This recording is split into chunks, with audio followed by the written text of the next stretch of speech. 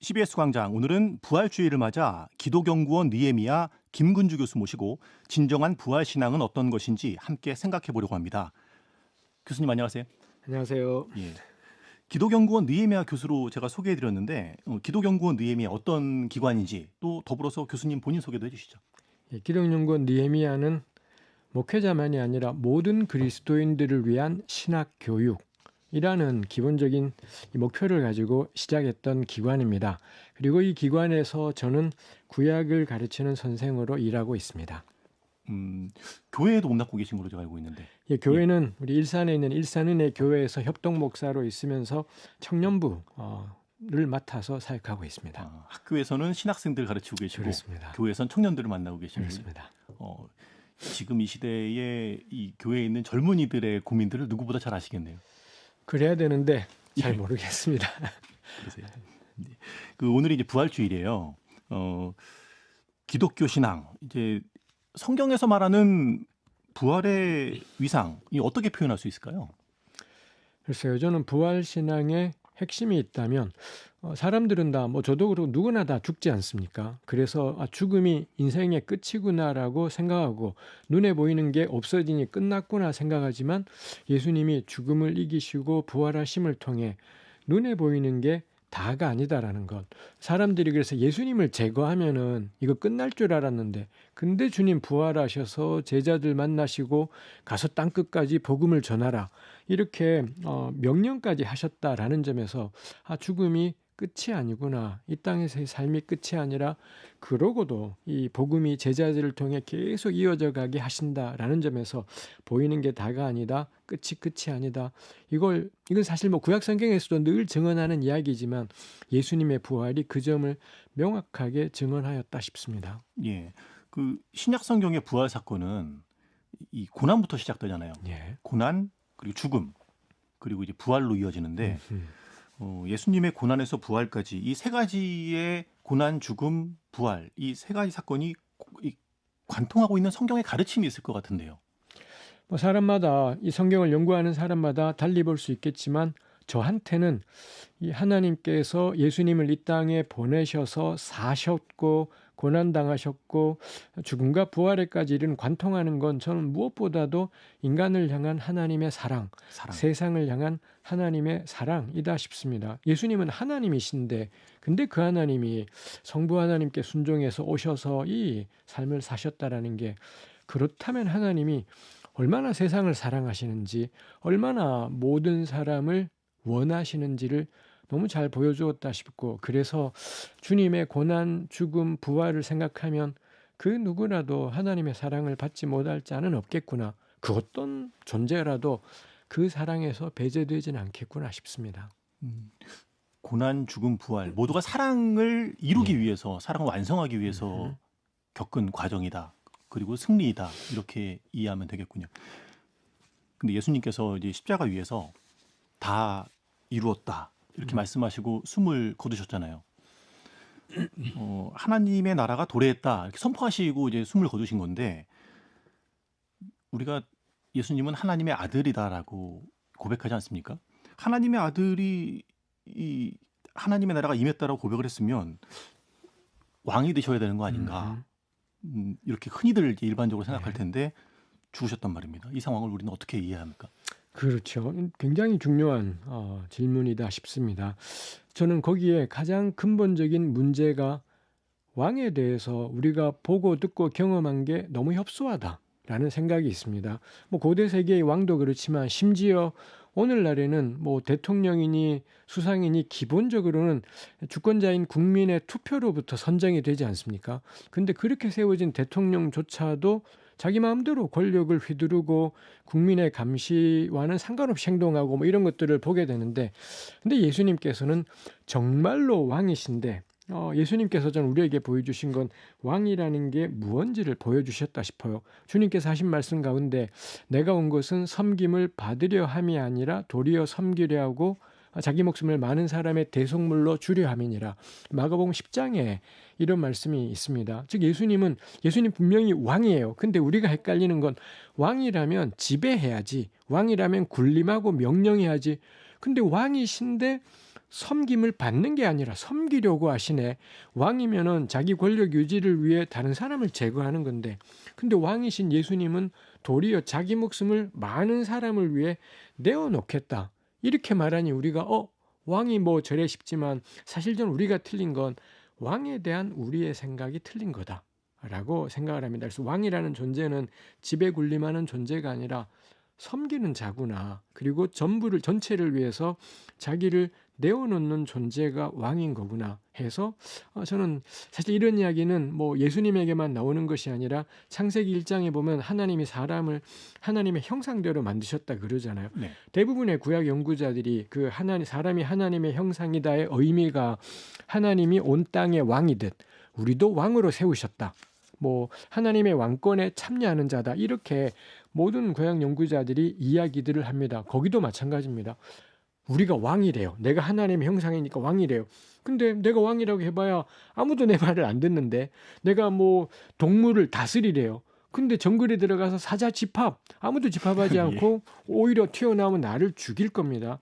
그 점에서 우리가 착각하는 게, 우리가 하나님의 형상인 게, 왕인 게 지배 군림이 아니구나. 그럼 뭐냐? 섬기는 존재인 거구나. 그래서 인간은 이 피조세계, 생태계를 제멋대로 지배하는 존재가 아니라 이 생태계를 관리하고 돕도록 세워진 자구나. 섬기는 자구나. 저는 이 생각을 하는 게 오늘날의 기후위기 문제에 대해서도 말이 되는 것이겠고요.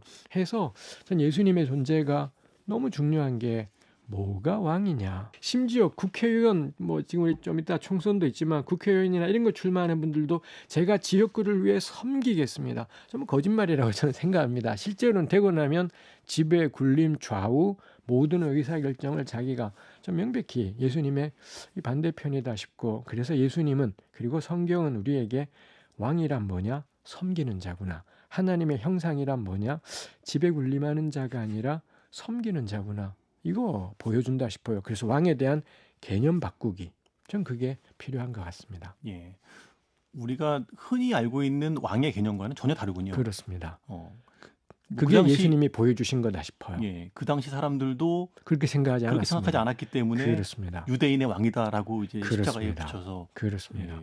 숨지게 했던 그런 일이 있었습니다. 예수님의 고난, 죽음, 부활, 이제 이 죽음과 부활은 이제 사흘의 시간이 걸렸는데, 사실 우리 삶을 한번 돌아보면요, 고난이 좀 짧게 지나가고 부활의 영광이 빨리 임했으면 좋겠는데, 우리가 살아가는 모든 과정이 고난이라고 느껴지는 분들 많을 거예요. 예. 왜 이렇게 우리의 삶에 고난이 필요한 것일까? 신앙생활 하면서도 고민하고 도대체 왜 이 고난이 있는지 답답해 하시는 분들이 있을 것 같은데요. 이 그리스도인들에게 고난은 어떤 의미인지 좀 말씀해 주시죠. 일단은 모르겠습니다. 예. 모르겠다를 일단 깔고요. 예. 그 다음에는 뭐 저의 잔머리를 굴려보면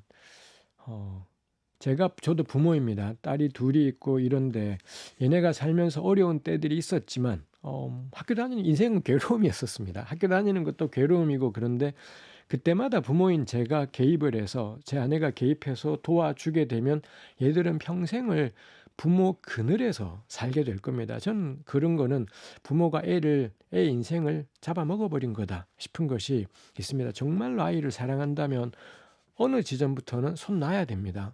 저는 우리 교회, 제가 속한 교회 교우들에게도 늘 나누지만, 중학교 들어가면 부모 끼지 마라.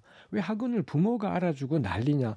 지 알아서 살게 해라 싶은 생각인데, 저는 하나님께서도 그렇다 싶어요. 하나님이 우리에게 가장 원하시는 건 우리를 오냐오냐하며 키우는 게 아니라 용감하고 담대하게 자기 삶을 개척해 나갈 그런 사람으로 세우기를 원하시는 거고요.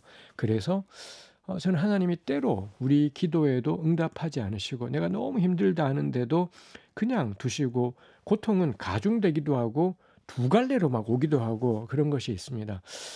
지나고 나면 우리 좀 알게 돼요. 하나님이 나를 자라게 하셨구나, 나를 연단하셨구나. 지나고 나면 깨닫게 되지만 그 순간에는 정말 죽을 것 같은 고통이다 싶은 것이 있습니다. 저는 지금까지의 저의 신앙의 수준으로는 전 그렇게 정리했습니다. 늘 예수님 손잡고 내가 걷고 싶지만 예수님은 그렇지 않더라고요. 손 놔라. 손 놓고 네가 알아서 걸어가고 네 발로 걸어가고, 그래서 우리가 주체적으로 우리 삶을 꾸려가고 내 발로 걸어가는 당당한 하나님의 사람이 되는 것. 이게 저는 하나님이 원하시는 것이다 싶어요. 제 삶에 임한 고난은 제가 이렇게 그럭저럭 말하겠던데 여전히 제가 자신 없는 부분은 왜 저분들에게 저토록 긴 시간 저런 참혹한 일들을 왜 이건 제가 모르겠습니다. 다만 제가 할 수 있는 게 뭐 같이 붙잡고 울고 같이 붙잡고 심란해하고 그분이 원한다면 같이 붙잡고 하나님한테 성질 내고 뭐 이건 제가 할 수 있는 것이겠다 싶은데 그래서 남의 고난에 대해서는 제가 뭐라 말하기는 쉽지 않고 내 삶에 임하는 고난에 대해서는 하나님 나를 강하게 키우시는구나. 내가 너무 하나님께 기대거나 하나님 없으면 아무것도 못해 이런 사람이 되는 게 아니라 때로 하나님이 안 계신 것 같은 속에서도 씩씩하게 살아가기를 원하시는구나 싶은 생각이 듭니다. 예.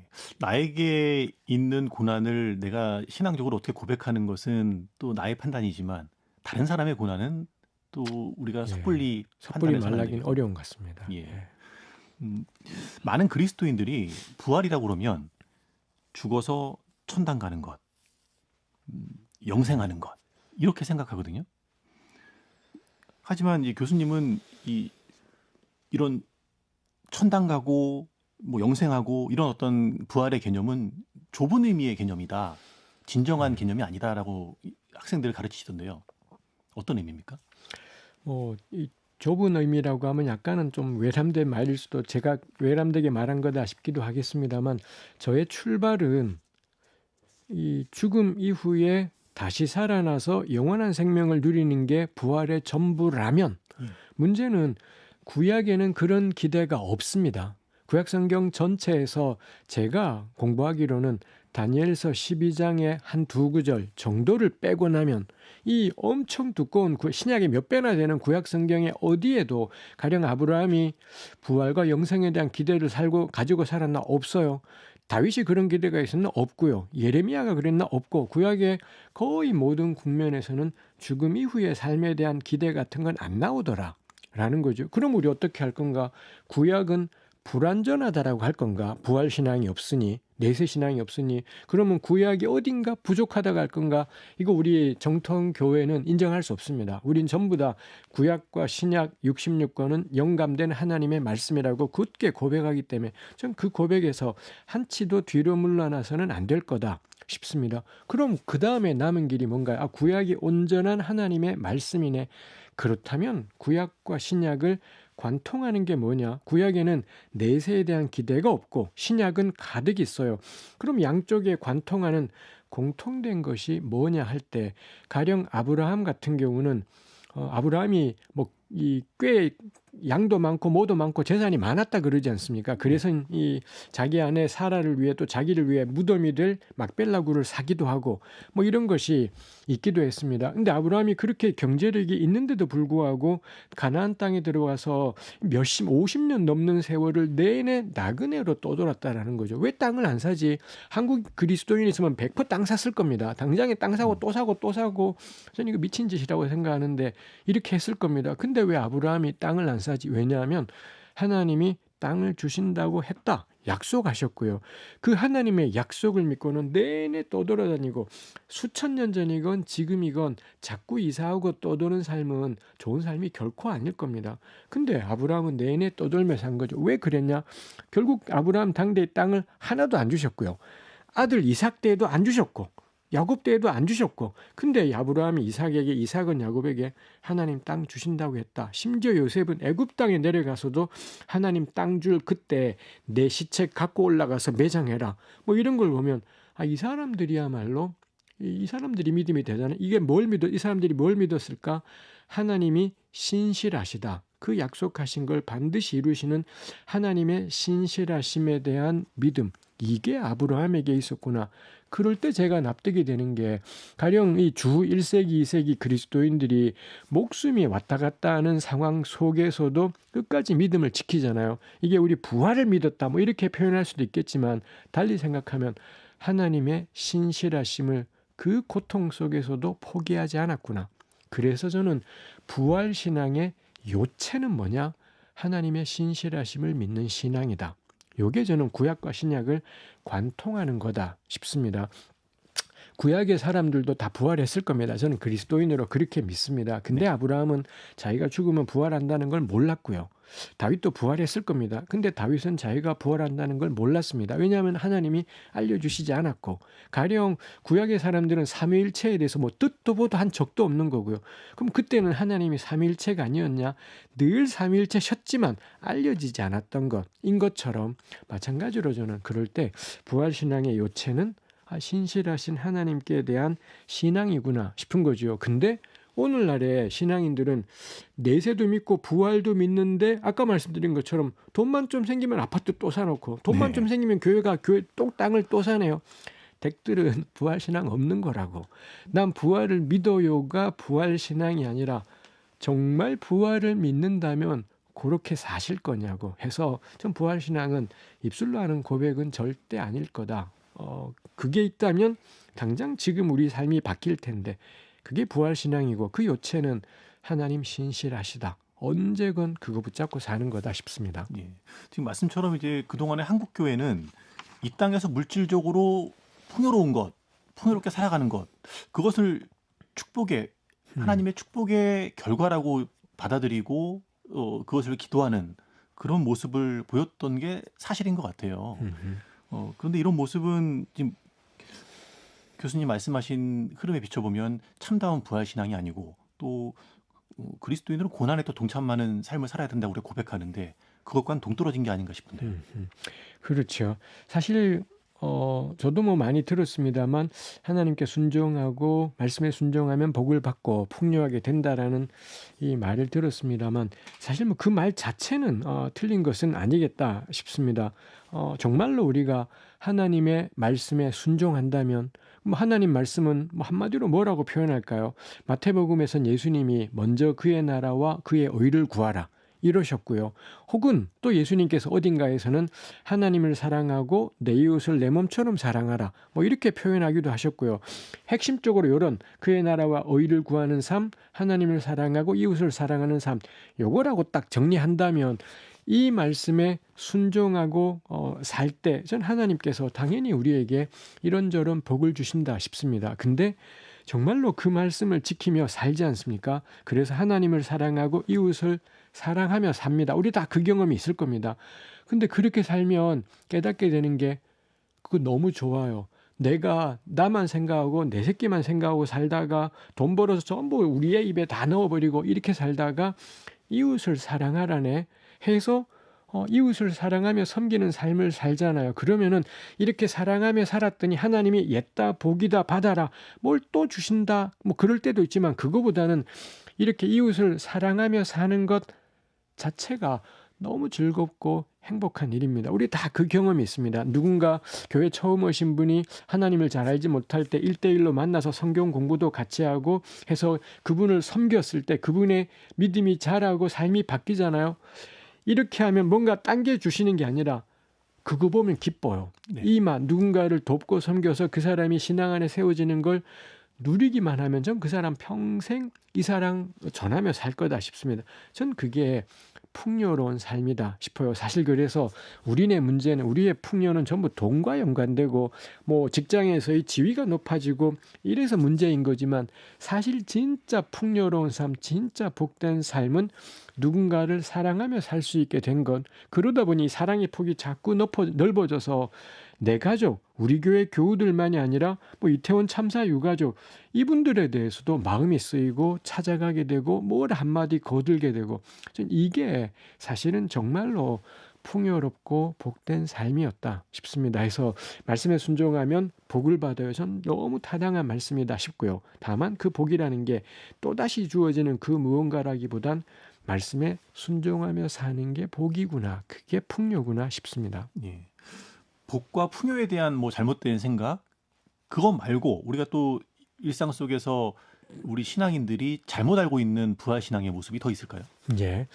우리 늘 예수 믿으면 구원받아요, 천국 가요 라고 이야기하는데, 전 정말 우리가 천국을 사모하는지는 잘 모르겠습니다. 뭐 이렇게 이야기할 때요. 대파는 얘가 적절치 않고 사과 뭐 뭐 혹은 뭐 한우 고기를 쏘겠습니다 할 때 누가 좋아하겠습니까? 한우 고기 먹어본 사람일 겁니다. 근데 한 번도 소고기를 먹어본 사람, 본 적이 없는 사람, 한 번도 사과를 먹어본 적이 없는 사람은 내가 사과 대접할게요. 기쁘지가 않을 겁니다. 그래서 정말로 저는 우리가 그 영광의 부활을 사모하기 위해서 반드시 필요한 게 뭐냐? 이 땅에서 맛은 봐야 된다. 아, 이게 하나님께 순종할 때, 하나님을 신뢰할 때, 하나님이 주시는 은혜가 이런 거구나. 맛은 봐야지 그 영원한 나라를 사모하게 되는데, 근데 전 정말 어려운 게 다 부활을 사모한다 하는데 이 땅에서 맛을 못 보겠어요. 가령 교회 가면은 아, 이 정말 예수를 믿고 순종하는 삶이 이런 거구나. 맛을 봐야 되는데, 근데 한국에 적지 않은 교회들이 자기 새끼한테 목사가 교회를 물려줘 버리는데도 뭐 다 버젓이하고 그걸 이 다수의 교인들이 그냥 침묵하며 받아들여요. 전 이런 것들을 보는데 어떻게 하나님 나라를 사모하지? 그 영원한 나라에서도 이렇게 자기 새끼라고 모든 걸 다 줘버리는 이런 세상이라면 아니 그 나라가 내가 갈 만한 세상인 건가? 저는 의심이 될 거다 싶은 것이 있습니다. 온갖 못된 짓을 다 해도 가령 뭐 기업인이 온갖 잔머리 굴려서 자꾸 탈세하고 못된 짓하고 권력이랑 결탁해서 이 환경 위기 생기게 만드는 짓들을 하고 근데 그분이 교회 겁나 열심히 다녀서 예수 그리스도를 고백하면 구원과 부활에 참여한대요. 이 회의가 생기는 게 저 사람들이 가는 천국이 안 사모가 돼요. 천국이라고 갔는데 저 사람들하고 같이 있네.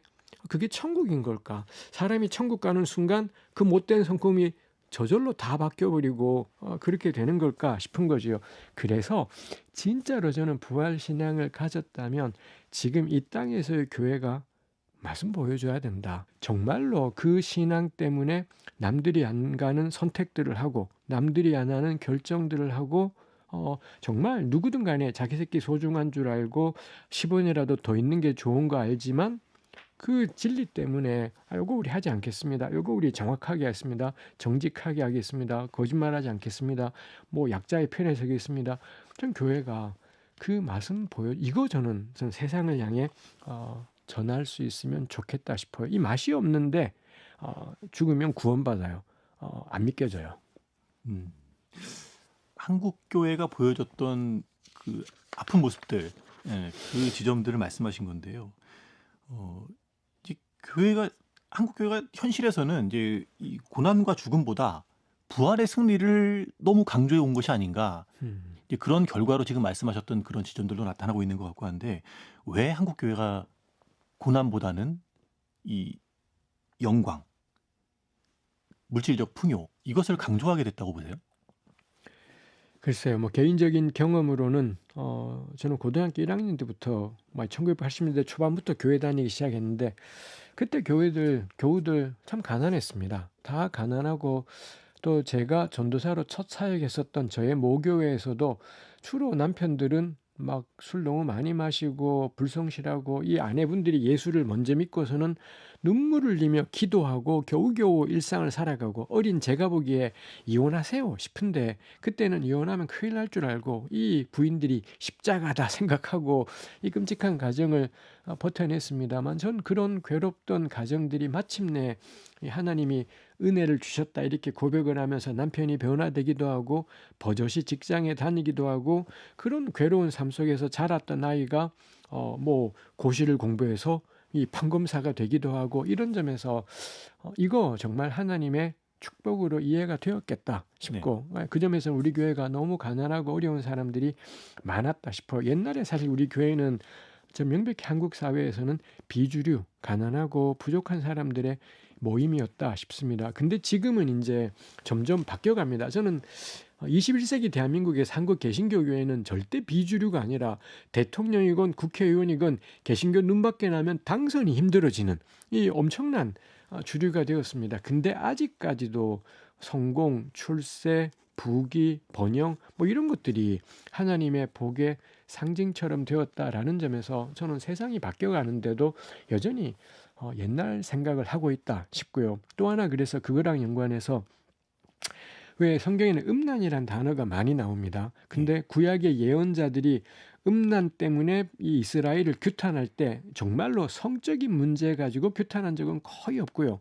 모든 문제들이 강한 나라 의지하기, 주변에 강대국하고 우호 관계를 맺어서 안전하기라든지 혹은 다른 신에게 굽신거리기. 그때마다 그래서 센 나라 의지하기랑 다른 신에게 굽신거리기를 예언자들은 음란이라고 아주 강력하게 규탄했습니다. 저는 오늘도 마찬가지인 것 같습니다. 저는 우리네 교회가 아직까지도 그 옛날 생각을 못 벗어나서 가령 우리 교회 대통령이 교인이 된다든지 국회의원이 교인이 되면 난리 법석입니다. 그냥 이런 사람들을 막 세우고 간증하게 하고 장로 세우고 전 지독한 음란이라고. 조금만 세상적으로 사회적으로 잘 나가는 돈이 많거나 사회적인 지위가 높거나 그런 미친 듯이 온 교회가 달려들어서는 집사 세우고 장로 세우고 간증하게 하고 전 이거야말로 지독한 음란이다. 영적인 정말 심각한 음란이다 싶은 것이 있습니다. 말하자면 우리 한국 교회가 어렵고 힘든 시기에 정말 기도로 그 고난의 시기를 이겨냈는데 그로 인해서 이 지금 우리가 누리고 있는 이 결과의 모습들을 신앙의 전부인 것, 하나님의 예, 복의 전부인 것으로 착각을 하고 있기 때문에 지금도 그런 생각들을 여전히 하고 있다. 그렇습니다. 그런 뼈아픈 예. 지적입니다. 우리가 회복해야 할 것은 신실하신 하나님을 믿는 것, 그것 자체에 집중하고 살아가야 한다. 이런 말씀입니다. 음, 예수께서는 우리에게 십자가를 지고 나를 따르라 하셨잖아요. 그런데 우리가 도대체 이 시대에서 우리가 져야 될 십자가는 뭘까? 너무 좀 예수님의 말씀이 피상적으로 들리거든요. 지금 한국 교회 또 이 땅을 살고 있는 그리스도인들이 져야 될 십자가는 뭘까요? 뭐 전적으로 이 질문에 대한 저의 생각 이겠습니다만 저는 우리 시대 이제 전 지구 전체가 워낙 좁아져서 하나의 덩어리가 되기도 했습니다만 우리 시대가 결코 피할 수는 없고 맞닥뜨려야 되는 문제는 기후 변화로 말미암은 기후 위기인 것 기후 같아요. 위기요. 예. 어떤 이들은 뭐 2070년이면 지구에 6번째 대종말이 올 거다. 뭐 이런 이야기까지 하고 있는 판이기 때문에 이 기후 위기에 우리가 어떻게 대응할 것인가가 큰 것 같아요. 사실 이 동아시아만 해도 이 한국, 중국, 일본 이 경제 규모 겁나 큰 이 세 나라가 기후를 쑥밭으로 만들었고요. 근데 그 피해는 이 잘못의 원인인 한국, 중국, 일본이 겪는 게 아니라 몽고든지 뭐 동남아시아든지 이 약한 나라들일수록 더 처참하게 겪게 되지요. 미국이 저질렀던 온갖 행패들로 인해서 아프리카의 기후가 쑥밭이 나는 뭐 이런 일들이 있기도 하기 때문에 그 점에서 저는 기후변화의 근본에는 정의 문제가 있다. 싶은 것이 있습니다. 이거 우리가 그래서 지구 온도가 지금 1.5도 올라가지 않게 해보자라고 온 세상이 애를 쓰고 있습니다. 근데 문제는 뭔가요? 우리네 개신교 교회는 뭐 개신교를 전부 싸잡을 수는 없지만 다수의 개신교 교회는 구원, 부활, 내세 뭐 부활절이기도 하지만 이런 것에 초점이 있다 보니 이런 사고방식으로는 기후위기에 대응하기가 어렵습니다. 왜냐하면 이 땅은 썩어질 세상, 죄로 가득한 세상. 그렇지만 이제 곧 죽음에 이르게 되면 부활하여 주님의 영광의 세상. 이러다 보니 이 땅이 썩든 말든 어차피 세상은 그래. 이 땅이 망하든 말든 어차피 세상은 그래. 요 세계관 가지고서는 이런 식의 부활신앙 가지고서는 기후변화에 대해 하나도 개신교는 신학적으로 대응하는 것 자체가 불가능할 거다 싶습니다. 해서 저는 개신교가 과연 이 시대의 십자가를 책임 있게 응답할 수 있을까? 어려울 거다. 신학적인 변화가 생기지 않으면 부활신앙이 정말 이상한 내세신앙으로 정말 이상하게 바뀌어버렸습니다만 이게 바로 잡혀지지 않으면 전 이 땅을 살아가는 삶에 대해 대응하기 어려울 거다 싶어요. 또 하나 세계의 문제는 아니지만 한국 사회의 문제인 게 인구 위기입니다. 지금 출생률이 0.72까지 됐고 이게 0.6까지 되고 이러면 우리 정말 한국은 끝장이 나게 되는데 열심히 저축하고 온 힘 다해 직장을 새벽부터 늦게까지 다녀도 몇십 년을 일해도 같이 살아갈 집 한 채 마련하기가 어렵고 그다음에 자매들 같은 경우는 여전히 알게 모르게 여성 차별들이 엄연히 존재하고 있는데 젊은 친구들에게 결혼해요. 좀 말이 안 되는 이야기일 거다 싶어요. 해서 출생률 문제, 인구 위기의 근본에도 결국에는 정의 문제가 있습니다. 다시 한번 근데 우리네 이 대부분의 개신교 교회의 신학으로 정의 문제를 다뤄낼 수 있냐? 우리 주일마다 교회 가면 듣게 되는 설교 말씀을 통해 이런 정의 문제를 우리가 감당할 수 있냐 할 때 우리 사회자님께서 우리의 십자가는 뭘까요? 물으셨지만 저는 한국개신교교회는 그 십자가 못 질 거라고 저는 말씀드리고 싶어요. 음. 이 땅에 하나님의 정의를 이루는 것을 한국 교회가 하기 힘들 것이다라는 예, 말씀인데, 우리네 신학의 틀로는 예. 어려울 거다 싶습니다. 그럼 어떻게 바꿔야 될까요?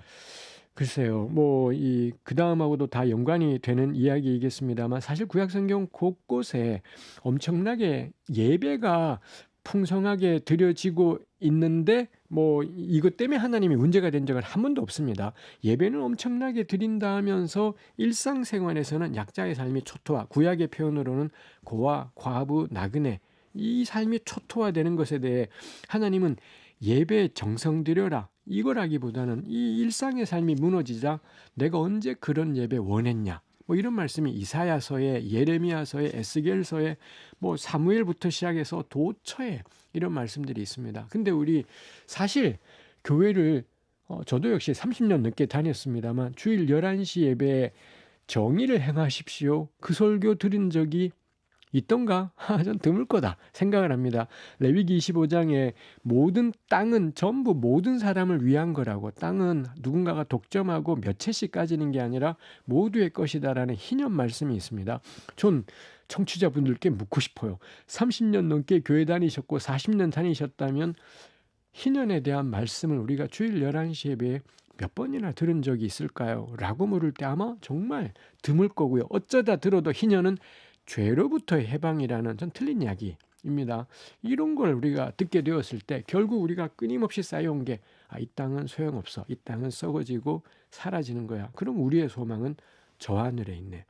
소망이 저 하늘에 있는 한 이 땅에서의 인구 문제와 기후위기는 초미의 관심사는 아닐 거다 싶습니다. 예. 한국 교회가 소망을 저 하늘에 두는 경향이 강하다.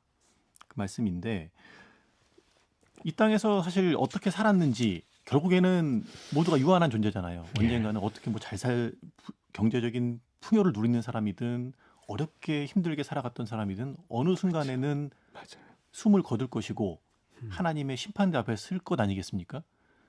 그런 생각과 그런 또 인간이 유한한 존재라는 것을 기억한다면 지금 이제 정의의 문제를 한국 교회가 실행하기 어려울 것이다라고 말씀하셨지만 끝이 있다는 것을 알면은 정의에 한국 교회가 관심을 가질 수도 있는 거 아닐까요?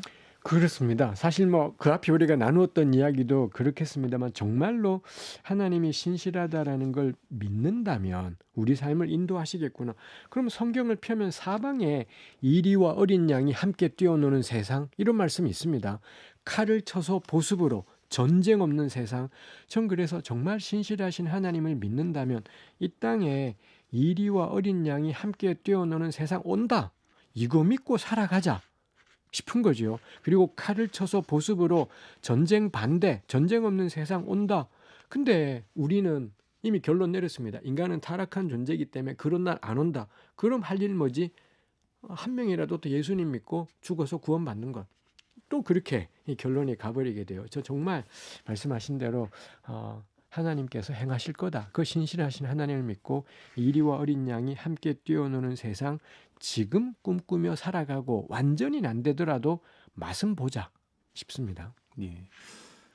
신실하신 하나님을 믿고 또 주와 동행하는 삶을 살기 위해서는 세상의 성공, 부, 권력 뭐 이것을 추구하기보다는 삶의 방향 자체를 좀 바꿔내는 노력들이 필요하다 이런 지적이시네요. 그렇습니다.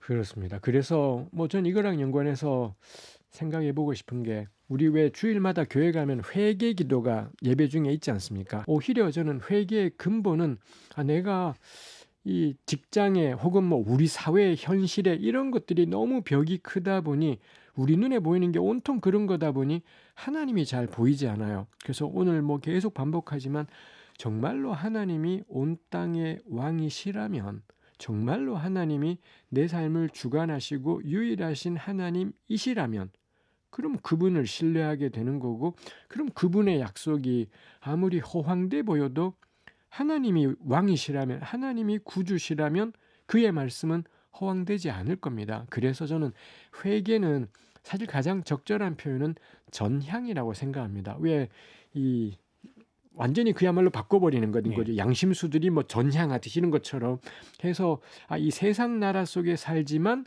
하나님이 나의 왕이십니다. 하나님 나라 백성으로 돌아서기. 전 그게 전향이다 싶고 그게 예수께서 외치신 때가 찼고 하나님 나라가 가까웠으니 회개하라. 그 회개는 주님 제가 지난 주간 생각이 너저분했어요. 죄송해요. 이거 아니고 하나님이 나의 주관자이십니다. 하나님이야말로 온 땅의 왕이십니다.